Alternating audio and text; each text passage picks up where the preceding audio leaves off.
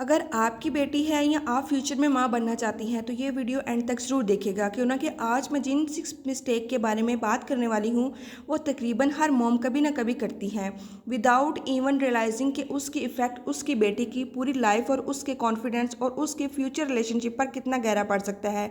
और mistake number 4 पर ज़रूर रुकिएगा, क्यों ना कि ये वो मिस्टेक है जो बहुत साइलेंटली डैमेज करती है। और ऑनेस्टली मैं खुद भी इस लिस्ट में से एक मिस्टेक कर चुकी हूँ, और जब मुझे रियलाइज़ हुआ कि मैं कहाँ गलती पर थी तब तक काफ़ी देर हो चुकी थी। तो अस्सलाम वालेकुम, welcome back to my YouTube channel. I hope you are doing well. अल्हम्दुलिल्लाह आई एम आल्सो गुड। आज व्लॉग स्टार्ट हो रहा है सुबह मॉर्निंग से, घर के रैंडम काम करते हुए, नाश्ता करते हुए व्लॉग स्टार्ट करते हैं और साथ साथ अपने टॉपिक को डिस्कस करते हैं। Now let's move to the topic. पिछले हफ्ते मेरी एक क्लोज फ्रेंड ने मुझे बताया कि उसकी 19 साल की बेटी ने उससे एक ऐसी बात कही जिसने उसे अंदर तक हिला कर रख दिया। उसकी बेटी ने कहा, ममा आपने मुझे कभी खुद पर ट्रस्ट करना ही नहीं सिखाया। ये सेंटेंस सुनने के बाद वह पूरी रात सो नहीं सकी। और हॉनेस्टली मैं इसकी बात समझ सकती हूँ, क्यों ना कि हम सब अपनी बेटी की बेस्ट राइजिंग करना चाहती हैं। हम चाहते हैं कि हमारी बेटी अच्छी हो, समझदार हो, रिस्पेक्टफुल हो और कॉन्फिडेंट हो और ज़िंदगी में कामयाब हो। लेकिन कभी कभी हमारी नीयत अच्छी होती है मगर हमारा तरीका गलत हो जाता है। कुछ ऐसी स्टबल मिस्टेक्स होती हैं जो हमें बिल्कुल गलत नहीं लगती, लेकिन आहिस्ता आहिस्ता वो हमारी बेटी की कॉन्फिडेंस, पर्सनैलिटी और डिसीजन मेकिंग को इफ़ेक्ट करने लगती हैं। और आज के व्लॉग में मैं आपको ऐसे 6 कॉमन मिस्टेक के बारे में बताऊंगी जो ऑलमोस्ट हर मॉम अननोइंगली कर सकती हैं। हर मिस्टेक के साथ हम बात करेंगे कि एक रियल लाइफ एग्जांपल की, उसके लॉन्ग टर्म इम्पैक्ट की, और सबसे इंपॉर्टेंट उस मिस्टेक को प्रैक्टिकली फिक्स कैसे किया जाएगा। तो अगर आप ये वीडियो पहली दफ़ा देख रही हैं तो इस daily life with elif channel को तो सब्सक्राइब कर ले, क्यों ना कि ये आपके ऐसी यूज़फुल पेरेंटिंग टिप्स यहाँ पर आपको मिलती रहेंगी। Now let's move to the mistake number 1, constant comparison करना। सबसे पहली और सबसे कॉमन मिस्टेक यही हम मदर्स करती हैं। अपनी बेटी का कंपैरिजन दूसरों बच्चों से हम करती रहती हैं। देखो फ़लाँ की बेटी कितनी अच्छी है, वो कितनी ओबीडियंट है, उसके कितने अच्छे मार्क्स आते हैं, वो कितनी स्मार्ट है, और तुम खुद को देखो। ये सेंटेंस हमें बहुत नॉर्मल लगते हैं। हमें लगता है कि शायद उस कंपैरिजन से हमारी बेटी मोटिवेट हो जाएगी, लेकिन हकीकत में अक्सर उसका इफ़ेक्ट बिल्कुल ऑपोजिट होता है। एक मॉम ने मुझे मैसेज किया कि वो हमेशा अपनी बेटी का कंपैरिजन उसकी कज़न से किया करती थी। बचपन में उसे लगता था कि शायद उससे उसकी बेटी इम्प्रूव करेगी, लेकिन एंड पर रिज़ल्ट क्या निकला। आज उसकी बेटी 22 ईयर की है, लेकिन अब भी वो हर जगह खुद को दूसरों से कंपेयर करती है। चाहे वो जॉब हो, दूसरे लोगों से कंपैरिजन, लुक्स हो, दूसरी लड़कियों से कंपैरिजन, रिलेशनशिप हो तो अदर कपल से जो है ना कंपैरिजन करती है। और सबसे डेंजरस बात यह है कि वो अपनी अचीवमेंट को भी जेन्युइनली इंजॉय नहीं कर पाती, क्यों ना कि उसका माइंडसेट में हमेशा एक ही फीलिंग रहती है, वो काफ़ी नहीं हो, कि मैं काफ़ी नहीं हूँ। और जब एक बच्ची बार बार ये फीलिंग लेकर बड़ी होती है तो उसके अंदर एक परमानेंट इन्फ्योरिटी कम्प्लेक्स डेवलप हो सकता है। उसलिए अपनी बेटी को दूसरों से कंपेयर करने के बजाय उसकी अपनी प्रोग्रेस देखें। ये मत कहे तुमने पिछले महीने के मुकाबले में कितना इम्प्रूव मुझे तुम पर फख्र है। आज से उसे ये एहसास दें कि और जैसे बनने की जरूरत है। सिर्फ अपने यस्टरडे वाले वर्जन बनाना है आपको। और याद रखें, कंपैरिजन कॉन्फिडेंस को कम करता है, जबकि एप्रिशिएशन कॉन्फिडेंस को now let's move to the mistake number 2, यानी जज्बात का इजहार से रोकना। हम अक्सर अपनी बच्चियों से कहते हैं लड़कियों तुमको इतना रोना नहीं चाहिए, सेंसिटिव मत बनो, चुप हो जाओ, कुछ नहीं हुआ, छोटी सी बात पर क्यों रो रही हो। और हमें लगता है कि हम स्ट्रॉन्ग बना रहे हैं, लेकिन यहाँ एक बहुत इम्पोर्टेंट फर्क समझने की जरूरत है। स्ट्रॉन्ग और इमोशंस और इमोशन को दोनों एक करना, दोनों बच्ची अपसेट है तो पहले उसके बच्ची अपसेट है तो पहले उसके इमोशंस को अंडरस्टैंड करें। अगर वो गिर गई या रो रही है तो फौरन नहीं कहने की बजाय चुप हो जाओ, कुछ नहीं हुआ, आप कैसा, मुझे पता है तुम्हें चोट लगी है, तुम अपसेट हो, आओ मैं देखती हूँ, अपसेट हो, आओ मैं देखती हूँ। एक छोटे से रिस्पॉन्स से बच्ची को ये मैसेज मिलता है फीलिंग्स जो है वो इम्पोर्टेंट है। अगर बच्ची को बार बार ये सिखाया जाए कि रोना गलत है, अपसेट होना गलत है, अपसेट होना गलत है, तो वो आहिस्ता आहिस्ता अपनी इमोशंस को एक्सप्रेस करने की बजाय उन्हें अंदर रखना सीख सकती है। क्यों ना जब जब यही बच्ची बड़ी होती है तो उसे ये समझने में मुश्किल हो सकती है कि वो क्या कर रही है और उसे अपनी फीलिंग दूसरों के सामने कैसे एक्सप्रेस करनी है। इसलिए अपनी बेटी को जरूर सिखाएं कि रोना नॉर्मल है, अपसेट होना नॉर्मल है, फ्रस्ट्रेटेड होना नॉर्मल है, एंगर फील करना भी नॉर्मल है। असल चीज ये है कि इन इमोशंस को हेल्दी तरीके से हैंडल करना सिखाया जाए। उससे कहें कि मैं समझ सकती हूँ कि तुम अपसेट हो, मुझे बताओ क्या हुआ है। क्या कभी आपने अपनी बेटी से ये सेंटेंस कहा है चुप हो जाओ कुछ नहीं हुआ? कमेंट में ऑनेस्टली बताइएगा कि उनके हम सब पेरेंट्स हैं और हम सब सबसे प्रोसेस में हैं। Now let's move to the mistake number 3, obedience सिखाना और कॉन्फिडेंस नहीं देना। अच्छा, हम अक्सर बच्चियों से कहते हैं कि जब तुम बड़ी हो जाओगी तो जो भी बड़े तुम्हें कहें वो सही है, ज़्यादा सवाल मत करो, बहस मत करो, बस जो कहा है वो करो।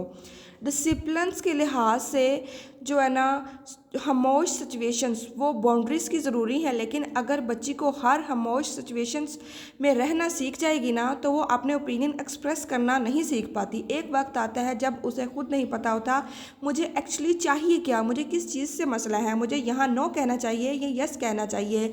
क्यों ना कि यही चीज़ उसकी फ्यूचर लाइफ को इफ़ेक्ट कर सकती है। और एक कॉन्फिडेंस लड़की सिर्फ ये नहीं जानती कि दूसरों की बात कैसे माननी चाहिए, बल्कि वो ये भी जानती है कि अपनी बात रिस्पेक्टफुली कैसे रखनी है। इसलिए अपनी बेटी को ओपिनियन पूछे, मसलन तुम इस बारे में क्या सोचती हो, अगर तुम्हें चॉइस दी जाए तुम क्या चूज़ करोगी। तो यही जो चीज़ें हैं वो छोटी छोटी जो है ना उसके डिसएग्रीमेंट हो उसके साथ तो भी उसे रिस्पेक्टफुली एक्सप्लेन करें, क्योंकि आप डिसएग्री कर रही हैं उसे उसकी हेल्दी बाउंड्रीज सिखाएं। उसे बताएं कि हर इंसान को हर बात पर यस कहना ज़रूरी नहीं है, कभी कभी नो रिस्पेक्टफुली कहना भी ज़रूरी होता है। यानी अपनी बेटी को सिर्फ ओबीडियंट नहीं बल्कि कॉन्फिडेंट, सेंसिबल और इंडिपेंडेंट थिंकर बनाएं। Now let's move to the mistake number 4, हमेशा खुद को कमतर इजहार करना जो मदर्स होती हैं। और ये वो मिस्टेक है जो शायद सबसे ज़्यादा साइलेंटली डैमेज करती है। जब एक माँ अपनी बेटी के सामने हमेशा खुद को कमतर, हेल्पलेस या सिर्फ कुर्बानी देने वाली औरत के तौर पर प्रेजेंट करती है, मसलन मैंने तुम लोगों के लिए अपनी पूरी ज़िंदगी कुर्बान कर दी है, मैंने अपनी हम खुशी को कभी नहीं देखा, औरत को बस कंपैरिजन ही करना पड़ता है या कंप्रोमाइज़ ही करना पड़ता है, अपने लिए सोचोगी तो घर कैसे चलाऊंगी। अब एक बात क्लियर कर दूं, फैमिली के लिए सेक्रीफाइस करना कोई बुरी बात नहीं। माँ का अपनी फैमिली के लिए बहुत कुछ सेक्रीफाइस करना मोहब्बत की अलामत हो सकता है, लेकिन मसला तब पैदा होता है जब बेटी के जहन में ये मैसेज आने लगे एक अच्छी औरत बनने के लिए अपनी पूरी आइडेंटिटी कुर्बान करना ज़रूरी है। एक बेटी अपनी माँ को ऑब्जर्व करके बहुत कुछ सीखती है। अगर वो अपनी माँ को हर वक्त अपनी नीड इग्नोर करते हुए देखेगी, अपनी ओपिनियन दबाते हुए देखेगी, हर जगह सिर्फ कंप्रोमाइज़ करते हुए देखती है, तो मुमकिन है कि वो ये समझने लगेगी कि रिलेशनशिप में खुद को सेकंड प्रायोरिटी बनाना ही नॉर्मल है। और फिर वो बड़ी होकर अपने रिलेशनशिप में भी यही पैटर्न रिपीट कर सकती है। अपनी नीड्स इग्नोर करना, अपनी हर बात पर कंपैरिजन या कंप्रोमाइज़ करना, नो कहना सीखना और कभी कभी अनहेल्दी सिचुएशन में भी सिर्फ उसके लिए रहना, उससे लगता है कि मैं बहुत अच्छी तरह अपने घर को चला रही हूँ। अच्छी औरत तो बर्दाश्त करना ही पड़ता है, लेकिन उसके लिए अपनी बेटी के सामने एक हेल्दी एग्जाम्पल बने, उसे दिखाएं कि एक वुमन अपनी फैमिली का ख्याल भी रख सकती है, अपनी आइडेंटिटी भी मेंटेन कर सकती है, वो अपने बच्चों से मोहब्बत भी कर सकती है और अपनी हैप्पीनेस को भी केयर के साथ कर सकती है। वो रिलेशनशिप को इम्पोर्टेंस भी दे सकती है और अपनी सेल्फ रिस्पेक्ट को भी याद रखें। अपनी बेटी को सिर्फ अपनी बातों से नहीं बल्कि अपने एक्शन से भी तरबियत देती है एक मदर। वो आपको देख कर सीखती है एक औरत को अपनी ज़िंदगी में खुद को कैसे ट्रीट करना चाहिए। Now let's move to the mistake number 5, financially matters में दूर रखना बच्ची को।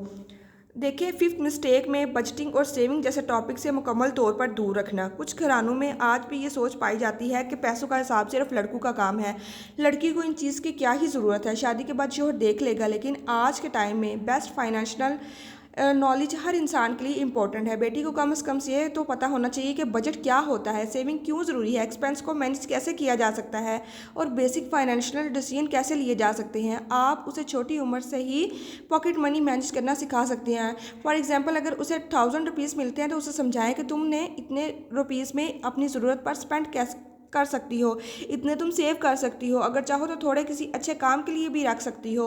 उससे बच्ची को मनी की वैल्यू समझ आती है और जब वो बड़ी होती है तो उसे फाइनेंशियल डिसीजन लेने में ज़्यादातर कॉन्फिडेंस होता है। और फाइनेंशियल लिटरेसी का मतलब ये नहीं कि बेटी को सिर्फ पैसा कमाना सिखाए, बल्कि उसका मतलब ये है कि ये सिखाना कि पैसा अर्न कैसे करना है, उसे मैनेज कैसे करना है, सेव कैसे करना है और वाइजली स्पेंड कैसे करना है। क्योंकि एजुकेशन सिर्फ डिग्री का नाम नहीं बल्कि लाइफ स्किल भी एजुकेशन का हिस्सा है। Now let's move to the mistake number 6, अपने अधूरे ख्वाब अपनी बेटी पर थोपना। और अब आते हैं आखिरी मिस्टेक पर, अपनी अनफुल ड्रीम्स को अपनी बेटी पर थोप देना। मसलन एक माँ खुद डॉक्टर नहीं बन सकी, उसके दिल में हमेशा जो है ख्वाहिश रही है काश मैं डॉक्टर बनती। अब जब उसकी बेटी बड़ी होती है तो वो डिसाइड कर लेती है मेरी बेटी जो है वो डॉक्टर ही बनेगी। लेकिन मसला ये है कि बेटी की अपनी इंटरेस्ट क्या है, उसका पैशन क्या है, वो किस फील्ड में खुद को खुश महसूस करती है, ये शायद किसी ने पूछा ही नहीं। मुमकिन है कि बेटी को मेडिकल में कोई इंटरेस्ट ही नहीं हो, वो डिज़ाइनर बनना चाहती हो या टीचर बनना चाहती हो या बिज़नेस करना चाहती हो या किसी बिल्कुल डिफ़िकल्ट फील्ड में या डिफरेंट फील्ड में जाना चाहती हो। यहाँ पेरेंट्स का काम ये है कि वो अपने ख्वाब जो है बच्ची को ज़िंदगी में कंप्लीट ना करवाएं, बल्कि अब पेरेंट्स जो हैं बच्चों को सपोर्ट्स करें, गाइड करें और डिस्कवर करना, उन्हें अपनी सलाहियत में करना सिखाएं और हेल्प करें। आप अपनी बेटी को डायरेक्शन ज़रूर दें, लेकिन उसे अच्छे और बुरे रास्ते का फ़र्क ज़रूर समझाएं। लेकिन उसकी पूरी ज़िंदगी में अपने ड्रीम्स के मुताबिक डिज़ाइन ना करें। क्यों ना कि जब इंसान अपनी ज़िंदगी किसी और की एक्सपेक्टेशन पूरी करने के लिए गुजारता है तो बाहर से शायद वो सक्सेसफुल नज़र आए, लेकिन अंदर से वो खुश ना भी हो। इसलिए अपनी बेटी से पूछें तुम क्या करना चाहती हो, तुम्हें किस चीज़ में इंटरेस्ट है, तुम खुद को फ्यूचर में कहाँ देखती हो। और अगर उसका चॉइस आपसे डिफरेंस है तो फ़ौरन उसे रिजेक्ट ना करें, पहले उसे समझने की कोशिश करें। तो एक बार क्विकली रिकैप कर लेते हैं। नंबर 1 पे अपनी बेटी का दूसरों से कंपैरिजन ना करें। नंबर 2 पे उसके इमोशन को सप्रेस ना करें, उन्हें अंडरस्टैंड करें। नंबर 3 पे सिर्फ ओबीडियंस नहीं बल्कि कॉन्फिडेंस और क्रिटिकल थिंकिंग भी सिखाएं। नंबर 4 पर अपनी बेटी के सामने सेल्फ रिस्पेक्ट और हेल्दी बाउंड्रीज को एग्जाम्पल बनाएं। नंबर 5 पे फाइनेंशियल और मनी मैनेजमेंट उसे लिटरेसी ज़रूर सिखाएं। और नंबर 6 पे अपने अधूरे ख्वाब उसकी ज़िंदगी पर इम्पोज ना करें। क्यों ना कि बेटी की अपनी प्रॉपर्टी नहीं, आपकी वो एक अलग पर्सनैलिटी है, उसकी अपनी ड्रीम्स हैं, उसकी अपनी पर्सनैलिटी है, उसकी अपनी स्ट्रेंथ है और आपका काम उसे कंट्रोल करना नहीं बल्कि उसे इस काबिल बनाना है कि वह ज़िंदगी के फैसले समझदारी और कॉन्फिडेंस से कर सकती है खुद। और अगर इस वीडियो के दौरान आपको लगा है कि इनमें से कोई एक मिस्टेक आपसे भी हुई है तो प्लीज़ गिल्टी मत फील कीजिएगा। क्यों ना कि परफेक्ट मॉम कोई नहीं होती, हम सब सीखते हैं, हम सब कभी ना कभी गलती डिसीजन ले लेते हैं जो गलत होते हैं। और सबसे खूबसूरत बात यह है कि पेरेंटिंग में जब हम अपनी मिस्टेक रियलाइज़ हो जाती है हमें, तो वो हमें उसे चेंज करने में जल्दी हमें समझ आ जाती है। आज अपनी मिस्टेक जो है रियलाइज़ करना ही कल आपकी बेटी के लिए बेहतरीन एक्सपीरियंस बन सकता है। तो कमेंट में ज़रूर बताइएगा इन 6 मिस्टेक में से कौन सा मिस्टेक आपको सबसे ज़्यादा रिलेटिव लगी है। अगर आपको ये वीडियो हेल्प लगी है तो मेरे चैनल को प्लीज़ सब्सक्राइब कर लें, बेल आइकन को हिट कर दें। और क्यों ना कि अगली वीडियो में हम बात करेंगे कि इन मिस्टेक को प्रैक्टिकली कैसे फिक्स किया जाए। तो अल्लाह हाफिज़।